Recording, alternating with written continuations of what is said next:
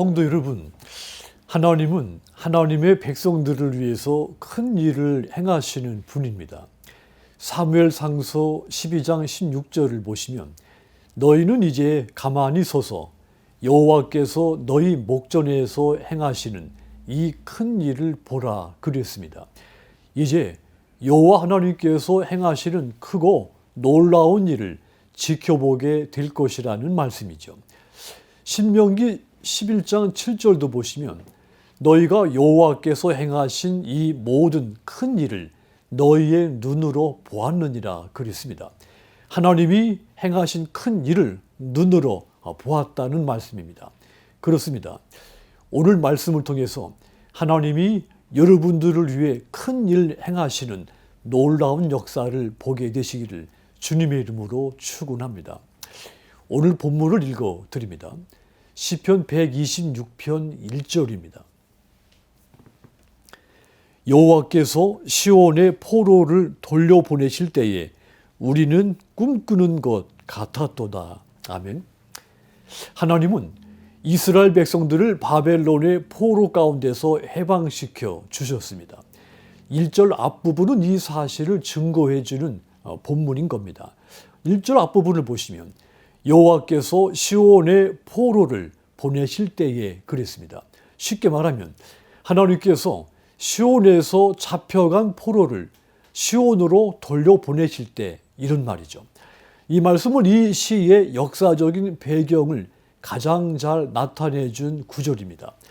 그러니까 이스라엘 백성들이 바벨론의 포로 상태에 있었는데 하나님께서 해방시켜서 예루살렘으로 다시 귀환하게 되었다는 메시지인 것이죠. 하나님께서 이 절망과 고통 또 상실에 빠졌던 이 백성들에게 큰 일을 행하신 겁니다.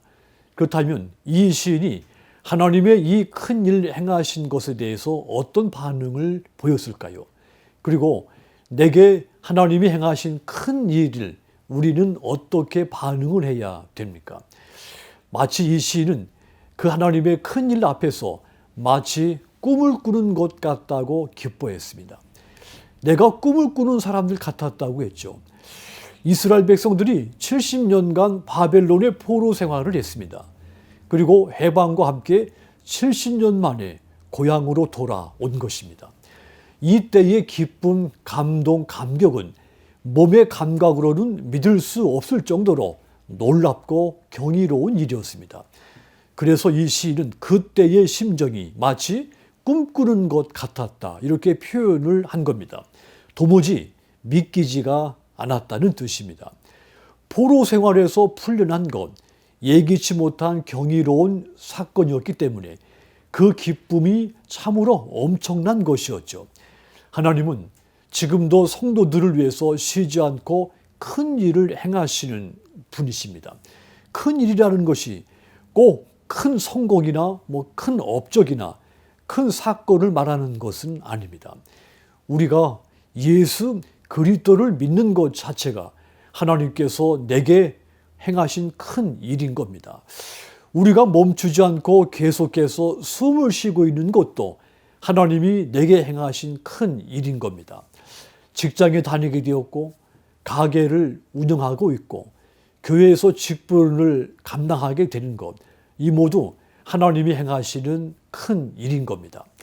그러므로 사랑하는 성도 여러분, 시편 37편 5절 6절 말씀같이 네 길을 야훼께 맡기라.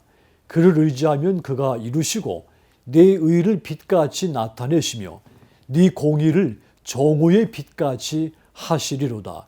이 말씀 그대로 내게 큰 일 행하신 하나님만 의지하시기를 부탁을 드립니다.